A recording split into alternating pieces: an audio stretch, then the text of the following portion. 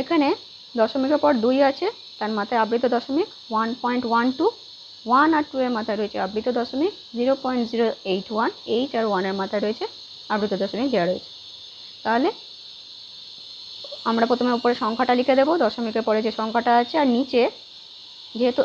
একটা সংখ্যার ওপরেই আবৃত দশমিক রয়েছে তাহলে 2 এর তলায় একটাই 9 বসবে,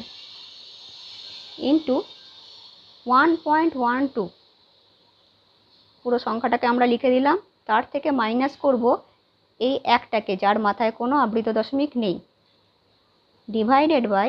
দশমিকের পরে দুটো সংখ্যার আছে, দুটো সংখ্যার মাথাতেই আবৃত দশমিক রয়েছে, তাই দুটো 9 দিয়ে ভাগ হবে, ইন্টু 0.081, তাহলে 81, দুটো দশমিকের পর 3টে সংখ্যা রয়েছে কিন্তু দুটো সংখ্যার মাথায়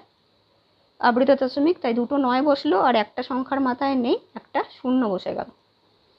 এবার আমরা পরের স্টেপে করব কি, 2 এর 9 ইন্টু 111/99 ইন্টু 81 ডিভাইডেড বাই 990। 9 দিয়ে যদি আমরা 81কে কাটি, 9, 9কে 99 দিয়ে কাটলে 11। আচ্ছা, এখানে হচ্ছে 2 দিয়ে 495, এটাকে 3 দিয়ে কাটলে হবে 37, এটাকে 3 দিয়ে কাটলে হবে 165, গুণ করলে তাহলে আসছে ওপরে 37 ডিভাইডেড বাই 11 ইন্টু 165। 11 দিয়ে কোনো সংখ্যাকে গুণ করার প্রসেস আগে বলে দেওয়া আছে, তাহলে এটা হচ্ছে 37 ডিভাইডেড বাই 11 দিয়ে আমরা কোনো সংখ্যাকে কী করে গুণ করব, প্রথম সংখ্যাটা বসিয়ে দেব, লাস্ট সংখ্যাটা বসিয়ে দেব, তারপর এই সংখ্যাটার সাথে এই সংখ্যাটা যোগ হবে, 6 আর 5 যোগ করলে 11, হাতে থাকছে 1,